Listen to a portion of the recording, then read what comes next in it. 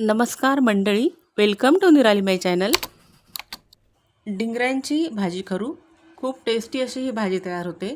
इकडे खानदेशामध्ये या डिंगऱ्यांना सागऱ्या असं देखील म्हटलं जातं। ह्या डिंगऱ्या ज्या आहेत त्या मुळ्याच्या आपण मुळा खातो त्या मुळ्याच्या ज्या शेंगा असतात, कोवळ्या कोवळ्या शेंगांची ही भाजी केली जाते किंवा तोंडी लावताना सुद्धा स्वच्छ धुवून त्या घेतल्या जातात। अशाच शेंगा खाल्ल्या जातात तोंडी लावणं म्हणून। तर ह्या मुळ्या डिंगऱ्या ज्या आहेत मुळ्याच्या शेंगा त्या 500 ग्राम आहेत, अर्धा किलो बाजारातून त्या आणल्यात। कवळ्या कवळ्या आहेत, स्वच्छ धुवून घेतल्या। मागचा पुढचा भाग त्याचा तो टोक काढून घेतलं, त्याचे तुकडे कसे करून घेतलेले आहेत पहा। आणि आपण याची भाजी करणार आहोत। तर ह्यासाठी गॅसवर मी कढई ठेवलेली आहे। कढईमध्ये 3 टेबलस्पून तेल घातलेलं आहे।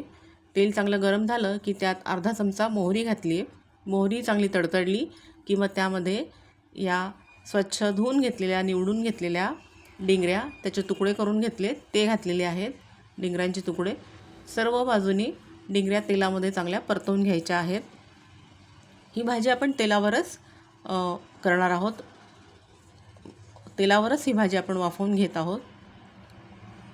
पाणी अजिबात त्याच्यात घालायचं नाही, कोरडी तशी भाजी करायची आहे। चवीनुसार त्यामध्ये मीठ घातलेलं आहे। मीठ सर्व बाजूने छान परतवून घेऊ, डिंगऱ्यांना मिक्स करून घेऊ।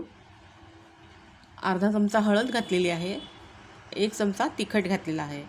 हळद, तिखट, मीठ सर्व डिंगऱ्यांमध्ये मिक्स करून घेऊ, चांगलं परतवून घेऊ, हलवून घेऊ ही भाजी।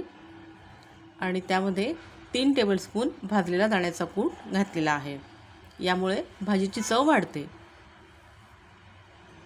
झाकण ठेवून भाजीला आपण वाफ आणून घेऊ आणि मधून मधून झाकण काढून ही भाजी हलवून घेतलेली आहे, पाहून घेतलेली आहे शिजली की नाही। फारसा वेळ शिजण्यासाठी लागत नाही, एक 5 ते 6 मिनिटामध्ये ही भाजी तयार होते। कोरडीच भाजी करायची आहे। पहा छान शिजलेली आहे आणि रंगही छान आलेला आहे भाजीला। कवळ्या डिंगऱ्या आहेत त्यामुळे चवसुद्धा चांगली लागते। ही भाजी कोरडीच अशी केलेली आहे, पोळीबरोबर खा, भाकरीबरोबर खा, नुसती तोंडी लावताना म्हणून तोंडी लावणं म्हणून घेतलं तरीसुद्धा हरकत नाही। तर ही भाजी 5-6 मिनिटात तयार झाली। निराली माय चॅनलवरचे इतरही रेसिपीचे व्हिडिओज आपण नक्की पहा आणि चॅनलला सबस्क्राईब करा। Please like, share and subscribe निराली माय चॅनल। थँक्यू।